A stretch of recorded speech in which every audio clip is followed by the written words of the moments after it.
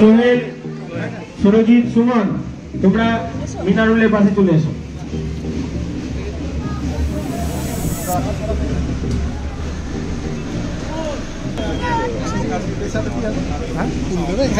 জাহাঙ্গীর মিয়া, Abhijit sir, সকলকে আমরা আহ্বান করছি।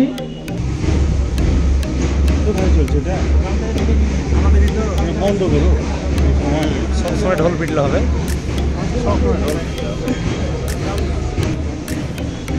সকলের ক্ষেত্রেই একটা বিশেষ দিন। Lalgola MN academy science and technology exhibition 2023 প্রত্যেককে শুভেচ্ছা, ভালোবাসা। একটা টিম, খুব সুন্দর একটা, আমরা একটা বৃত্তের মধ্যে আছি। আমরা চাইছি বৃত্তের বাইরে যেন কেউ ছিটকে রয়েছে। আমাদের এই বিদ্যালয়ের প্রাক্তন ছাত্র মিনারুল শেখ, তোমরা শুনেছ, এর আগে বিনোদও বলবেন। তো আমরা চাইব প্রতিবার এইরকম একটা করে সম্ভাবনাময় মুখ যারা আমাদের সঙ্গ দেবে। গতবার ওয়াহিদুর রহমান ছিল, এবার মিনারুল শেখ, সামনের বারকেও এইভাবে এগোতে এগোতে দেখব কোনো একদিন এই যে মুখগুলো ফ্রেমবন্দি হয়ে গেল তাদের মধ্যে থেকে কেউ আসছে আমাদের সাথে। ভালো থেকো। আরেকটা কথা, বিজ্ঞান তো কিছু নিয়ম মেনে চলে। নিয়ম বহির্ভূত কোনো কাজ যদি হয়, সেটা ইলেকট্রন কক্ষপথে ঘোরার সময় হোক বা সেল ডিভিশনের ক্ষেত্রেও হোক, ইরেগুলার যদি কিছু কাজ হয় তবে কিন্তু খুব বিশৃঙ্খলার সৃষ্টি করে। আমি আশা রাখি তোমাদের প্রত্যেকের কাছে যে এই বিশৃঙ্খলাটা আমাদের কখনোই আসবে না। আর ঐতিহ্য রক্ষা করতে হবে, এটুকুই। মাননীয় প্রধান শিক্ষক মহাশয়কে প্রারম্ভিক বক্তব্য রাখার জন্য এবার আমরা কিছু বক্তব্য শুনে নেব লালগোলা এমএন একাডেমির সভাপতি মাননীয় মিলন ঘোষ মহাশয়ের কাছ থেকে। উপস্থিত সকলকে আমার আন্তরিক শ্রদ্ধা, আমার ছোট ছোট ভাই বোনদেরকে আমার ভালোবাসা জানাই। যারা এই রাষ্ট্রে এগুলো করেছ তাদেরকে অনেক অনেক অভিনন্দন এবং এর শুভকামনা চেয়ে আমি আমার সংকট বক্তব্য শেষ করি।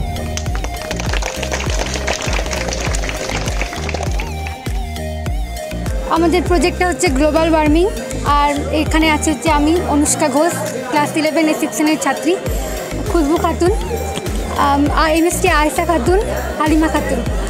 আর আমাদের প্রজেক্টটা করেছি তার কারণ হচ্ছে গ্লোবাল ওয়ার্মিংয়ের ফলে অনেক ক্ষয়ক্ষতি হচ্ছে, তো সেটা দেখানোর জন্য। যেমন এখানে মরুভূমির পরিমাণ বৃদ্ধি পাচ্ছে, এছাড়াও সূর্যের তাপমাত্রার ফলে এখানে কলকারখানার ধোঁয়া থেকে নানা রকম বায়ু দূষণ হচ্ছে। তারপরে সমুদ্রে জলের উষ্ণতা, সমুদ্র জলের পরিমাণ বেড়ে যাচ্ছে, যার ফলে বন্যার প্রকোপ দেখা দিতে পারে পরে। তারপরে বায়ু দূষণের ফলে অ্যাসিড বৃষ্টির প্রভাব দেখা যাচ্ছে, যার ফলে এই সৌধগুলোতে ক্ষয়ক্ষতি হচ্ছে।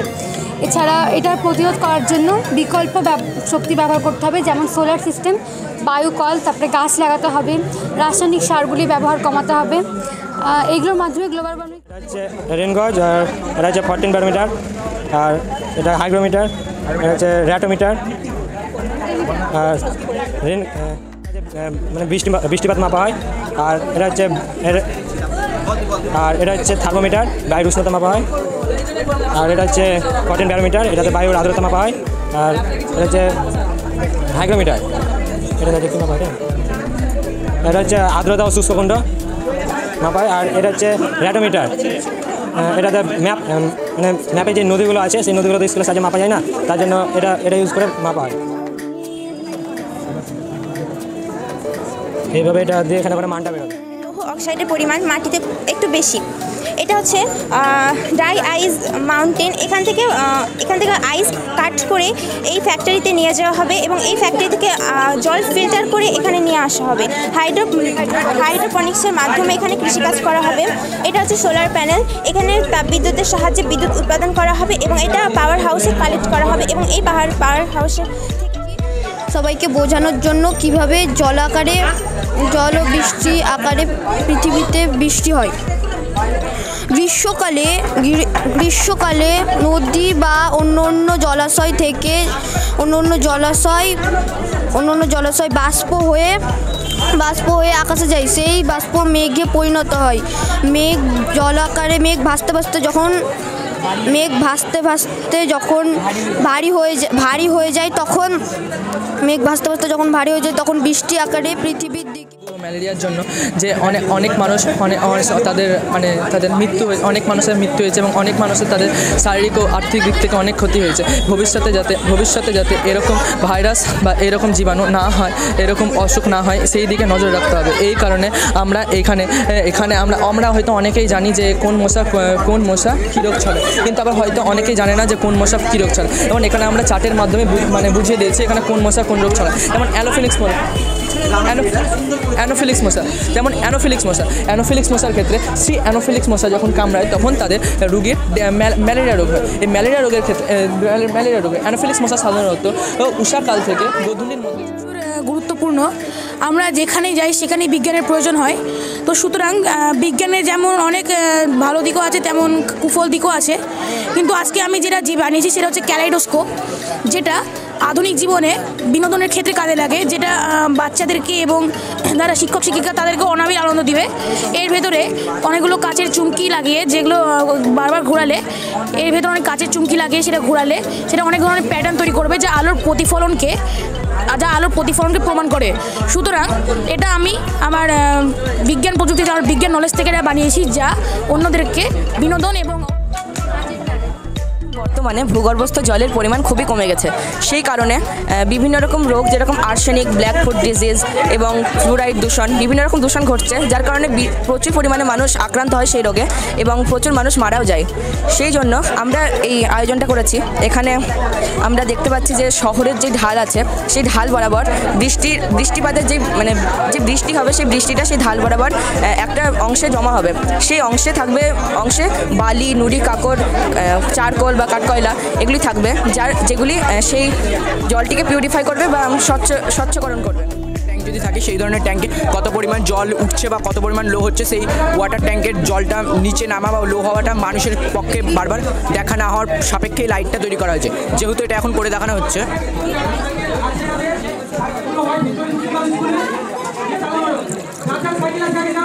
এটা 25% হয়, 25% লাইটটা জ্বলছে।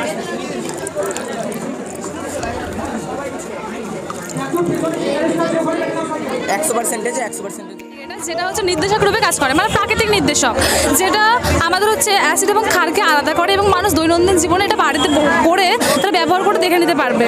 এটা হচ্ছে কৃত্রিম পদ্ধতিতে তৈরি করা হয়, যেটাকে মিথাইল অরেঞ্জ বলে। সেটা যে ইয়েতে করা হয়, যে ল্যাবে তৈরি বা যে কারখানায় তৈরি করা হয়, সেখানে আশেপাশে অনেক দূষণ হচ্ছে। দূষণ কমানোর জন্য আমরা সেটা প্রাকৃতিক পদ্ধতি তৈরি করেছি, বা যেটা স্কুলে ব্যবহার করা হয়ে থাকে ল্যাবে, সেগুলোতে স্টুডেন্টদের স্কিন ক্যান্সার হতে পারে। সেই ক্যান্সার যাতে না হয় এবং সাধারণ মানুষ হচ্ছে এটা ব্যবহার করে এবং ওরা মানুষটা এটা বুঝতে পারে তারা কৃত্রিম থেকে বেরিয়ে এসে প্রাকৃতিকে আসে এবং প্রাকৃতিকে তাকিয়ে দেখে যে প্রাকৃতিকে এমন কিছু আছে যেগুলো দৈনন্দিন কাজে মানুষ ব্যবহার করতে পারে। তো আমাদের প্রাকৃতিক নির্দেশকটা বানাতে হয়।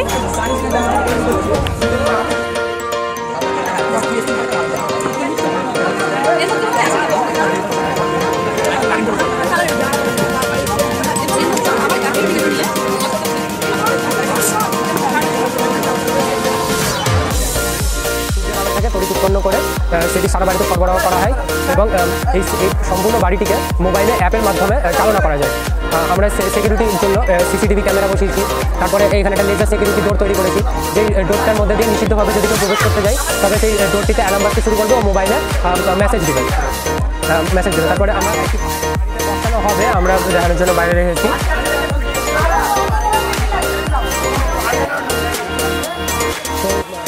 হচ্ছে হাইপারলুপ বাড়ছে এবং পরিবহন সংক্রান্ত অনেক সমস্যা দেখা যাচ্ছে, তার ফলে যানজট সৃষ্টি হচ্ছে। আমাদের যানজটের ফলে অনেক অ্যাম্বুলেন্স কোনো সময় আটকে যায়, কোনো সময় আরও বিভিন্ন রকম সমস্যা দেখা যায়। আর যত দেশের পরিবহন দ্রুতগামী হবে তত দেশ তত তাড়াতাড়ি ডেভেলপড হবে। সো আমরা একটি দ্রুতগামী প্রজেক্ট বানিয়েছি যেটার নাম হচ্ছে হাইপারলুপ।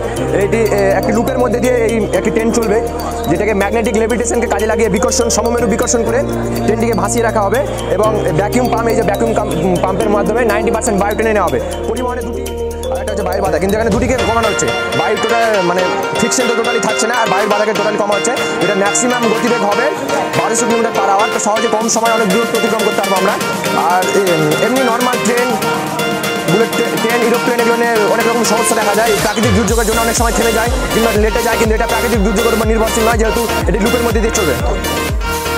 এই যে মেশিন, এই প্রডিউসরটা যে মেশিনের সাহায্যে সম্পন্ন হয়, সেই মেশিনটার নাম হচ্ছে ডায়ালাইসিস মেশিন।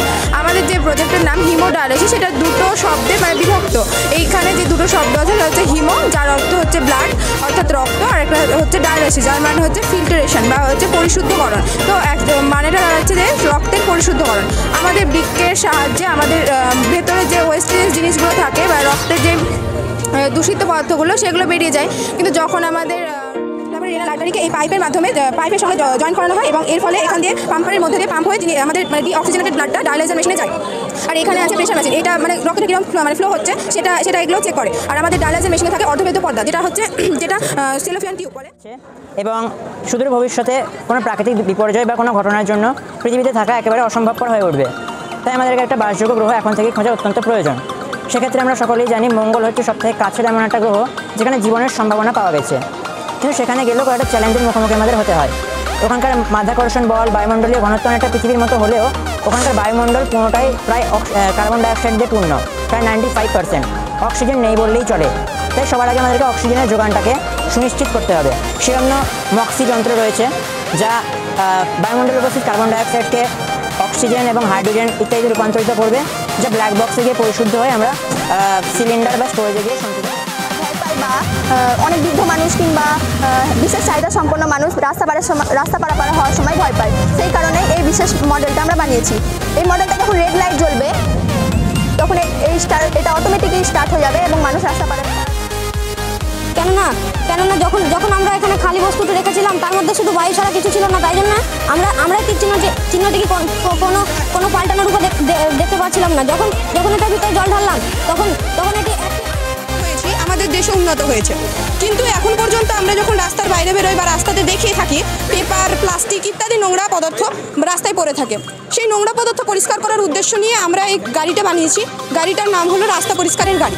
গাড়িটি যখন চলবে তখন এই ঝাড়ুগুলোর মাধ্যমে নোংরাটা গাড়ির ভেতরে সীমাবদ্ধ হবে, অর্থাৎ নোংরাগুলো এখানে জমায়িত হবে। আর আমরা নোংরাগুলো যখন জমায়িত হবে, এই গাড়িটি একটা নির্দিষ্ট পরিমাণ নোংরাই নিজের মধ্যে সীমাবদ্ধ করতে পারবে, কেননা বিভিন্ন গাড়ির আকার বিভিন্ন রকমের হয়। আর এই নোংরা জমায়িত করার পরে সে একটা নির্দিষ্ট আমরা ছোটোবেলাতে পড়েছি যে মাটির যে কলসি সেটাতে জল ঠান্ডা থাকে। সেই জল ঠান্ডা থাকার কারণ হলো যে মাটির যে কলসি সেখানে অসংখ্য ছোটো ছোটো ছিদ্র থাকে, সেই ছিদ্র থেকে জল বেরিয়ে আসে। সেই জল বাষ্পীভূত হওয়ার সময় তাপমাত্রা চাই, সেই তাপমাত্রা পাই সেই কলসির ভিতরে থাকা জলের মাধ্যমে এবং সেই কলসির তাপ থেকে। এর ফলে সেই কলসির সেই জলটা ঠান্ডা হয়ে যায়, এর ফলে কলসিটা ঠান্ডা হয়। এই প্রসেসে আমরা এখানে কাজ করেছি। এখানে আমরা দেখতে পাচ্ছি যে একটা লেয়ার আছে। এটা আমরা আজ হিউম্যান এমব্রায়োনিক স্টেজেসের একটা বায়োলজি মডেল তৈরি করেছি। এখানে আমরা দেখিয়েছি মাতৃগর্ভে ইউট্রাসের মধ্যে কিভাবে একটা ওভাম এবং স্পার্ম মিলিত হয়ে ফার্টিলাইজেশন ঘটে, এবং ফার্টিলাইজেশনের পর সেটা বিভিন্ন স্টেজেসের মাধ্যমে কিভাবে একটা পরিণত মডেল বানিয়েছি। এর ব্যাপারে যে তথ্যগুলো সেগুলো আমরা বলছি এক এক করে। এটা হচ্ছে জেমস ওয়েব স্পেস টেলিস্কোপ, যেটা NASA, European space agency, Canadian space agency দ্বারা পরিকল্পনা করে তারপরে তৈরি করা হয়েছে, এবং এটি লঞ্চ করা হয় 2021 সালের 25 ডিসেম্বর। লঞ্চ করার প্রায় এক মাস পরে জানুয়ারি মাসের 24 তারিখে এটার গন্তব্যস্থল L2 পয়েন্টে পৌঁছে। L2 পয়েন্ট এমন একটা পয়েন্ট যেখানে পৃথিবী, সূর্য এবং চাঁদ তার একেবারে গ্র্যাভিটেশনাল ফোর্স অফ লাইফ, অর্থাৎ জীবনের যে বিবর্তন, কীভাবে মানুষ অনুন্নত থেকে প্রাণী হলো অনুন্নত থেকে উন্নত হয়েছে, সেটা এখানে প্ল্যাটিয়ান মিন্টিস এভাবে ধীরে ধীরে আস্তে আস্তে ম্যামালিয়াতে পৌঁছেছে, যেটা হচ্ছে স্তন্যপায়ী। অর্থাৎ আমাদের মতো মানুষ যারা যেগুলো হচ্ছে সব থেকে উন্নত, যারা স্তন গ্রন্থি উপস্থিত। আর এগুলো জাস্ট এমনি মানে ফটোগ্রাফি, যার দ্বারা আমরা কোনো বস্তুর দ্বিমাত্রিক পর্দাতেও দ্বিমাত্রিক ছবি দেখতে পাই। সাধারণত আমরা এটা 45 ডিগ্রি কোণে কেটেছি, এবং যেহেতু আমাদের চোখ আলোর বাঁকাপথ অনুসরণ করতে পারে না, তাই আলো যখনই প্রতিফলিত হয় সেটা আমাদের চোখে প্রতিবিম্বের সৃষ্টি করে। এই প্রতিবিম্বটাই আমরা দ্বিমাত্রিক পর্দাতে দেখছি, কিন্তু যেহেতু এটা একটা কোণে কাটা আছে সেই জন্য সামান্য ত্রিমাত্রিক অনুভূতি সৃষ্টি করছে। আলোটা যখন এখান থেকে এখানে প্রতিফলিত হচ্ছে তখন কিছুটা কাকে বলে? যে তরঙ্গ কোনো কম্পমান বস্তুর কম্পনের সঙ্গে লম্বভাবে তরঙ্গের প্রভাব ঘটায় তাকে তীর্য তরঙ্গ বলে। এর উদাহরণ হচ্ছে পুকুরে জলে ঢিল ছুঁড়লে সেটা যে তরঙ্গের সৃষ্টি করে সেটা হচ্ছে এক প্রকার তীর্য তরঙ্গের উদাহরণ। আর প্রবাহিত হচ্ছে এইটাই হচ্ছে ওয়্যারলেস ইন্ডিকেটার বানিয়েছি, যেটা সাধারণত সাইকেলের জন্য বানিয়েছি, যেটা সব রকম যানবাহনে ইউজ করা যেতে পারে। এখানে আমরা যখন ডান দিকে যাব তখন এখানে আমরা ডান দিকে সুইচটা টিপবো, অ্যান্ড যখন আমরা বাম দিকে যাব তখন বাম দিকে সুইচটা টিপবো, অ্যান্ড এটার ফুল মাধ্যমটা আমরা ওয়্যারলেস করেছি। এখানে দুটো রিসিভার ইউজ করা হয়েছে 27 হার্টজের, তখন জ্বলতে লাগবে। ব্রেক টিপলে রেড লাইটও জ্বলবে। এক্ষেত্রে পিছন থেকে অনেক সময় অনেক স্পিডে গাড়ি এসে আমরা অনেক সময় হঠাৎ করে ব্রেক টিপতে হয়। আমরা এমন একটা ব্যবস্থা বোঝাতে চাইছি যে এটা আমাদের বাড়ির বিদ্যুৎ অনেক কম পরিমাণে খরচ করাতে পারে, যে বিদ্যুৎ বিল তাহলে এতে কম আসবে। তো এই ব্যবস্থাটা মানে গরমকালে আমাদের বিনা এসি ছাড়া ঘরটাকে ঠান্ডা রাখবে, আর শীতকালে বিনা হিটার ছাড়া ঘরটাকে। আমি যেটা বানিয়েছি, যে মডেলটা বানিয়েছি সেটার নাম হচ্ছে হিউম্যান রেসপিরেটরি সিস্টেম বা মানুষের শ্বাসযন্ত্রের ক্রিয়াকলাপ।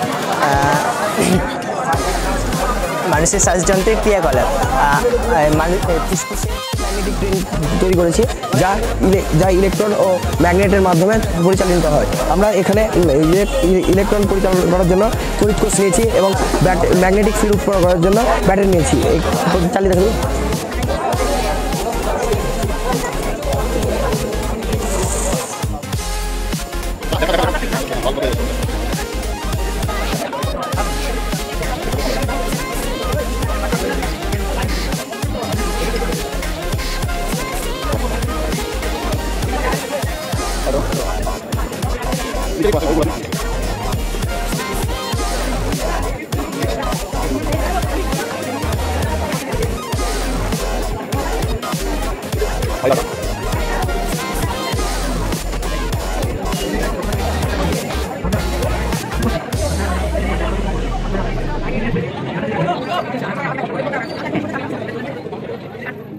বলছি তার আগে আমার পরিচয়, আমি এই স্কুলেরই একজন প্রাক্তন শিক্ষক, 2 বছর হলো রিটায়ার করেছি, কিন্তু স্কুলের সঙ্গে মোটামুটি যাওয়া আসা একটু আছে।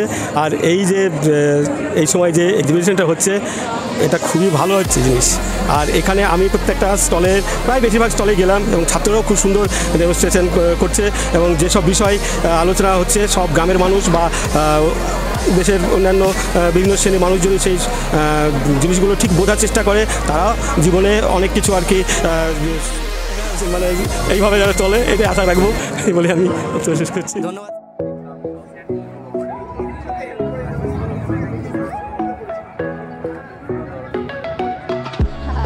আমাদের যে স্যারেরাই করছে, আমাদের Raju sir, biology sir. Sir যেহেতু বায়োলজির তো শারীরবিদ্যা সম্বন্ধে এত ভালো জানেন, স্যার অর্ধেক কোথায় রেখেছে স্যার। এবং লালগোলাবাসী যাতে এগুলো দেখে মুগ্ধ হয় এবং উৎসাহিত হয়, পরবর্তী জেনারেশন যাতে আমাদের এই এক্সিবিশন দেখে উৎসাহিত হয়ে ভালো একটা জায়গায় যেতে পারে, এবং তাদেরকে যারা সাহায্য করেছেন আমাদের এই ছাত্ররাই, যে আমাকে একটু সুরজিৎ, এরা সব আমাদেরই ছাত্র, এরা যেভাবে ওদেরকে উৎসাহিত করেছে এবং যে জায়গায় যে মানে পৌঁছে নিয়ে গেছে, আমার মনে হয় আমাদের এই সাব ডিভিশনে আমাদের এটাই হচ্ছে সর্বশ্রেষ্ঠ। যদি আমি স্কুলের শিক্ষক তবুও বলতে বাধ্য হচ্ছি, কারণ এত বড় আমি এক্সিবিশন কোনো জায়গায় দেখিনি। প্রদর্শনীর মূল উদ্দেশ্য হচ্ছে বিজ্ঞানকে আরও সহজতর করে জনমুখী করা, মানুষের কাছে সহজভাবে বিজ্ঞানকে উপস্থাপন করা।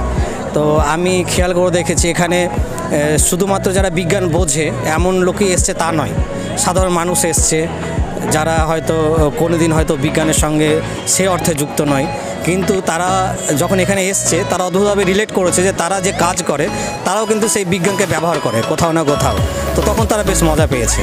তো সেক্ষেত্রে আমি বলবো যে এটা সফল এই জায়গাতেই যে আমরা অনেকে ভাবি যে বই পড়লে বোধহয় বিজ্ঞান শেখা যায়, কিন্তু হাতে কলমে কাজ করে কাজ করতে করতে যে আমরা বিজ্ঞানের সাথে অভ্যস্ত হয়ে যাই, সেটা এখানে এসে অনেকে অসম্ভব।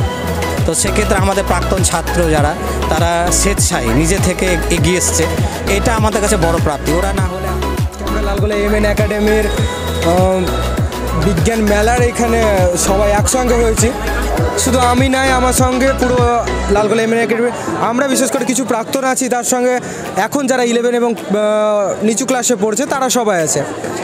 আমাদের পুরো উদ্দেশ্যটাই থাকে প্রত্যেকবার এটাই যে বিজ্ঞানের কিছু জিনিস কিছু যেগুলো আমরা খালি চোখে অবজার্ভ করতে পারি না, দেখতে পারি না, সেগুলো সাধারণ মানুষের কাছে তুলে ধরা, কিছু প্রসেস যেগুলো আমরা আমাদের জীবনযাত্রাকে আরও সহজ করে দিতে পারে সেরকম কিছু মানুষের কাছে তুলে ধরা।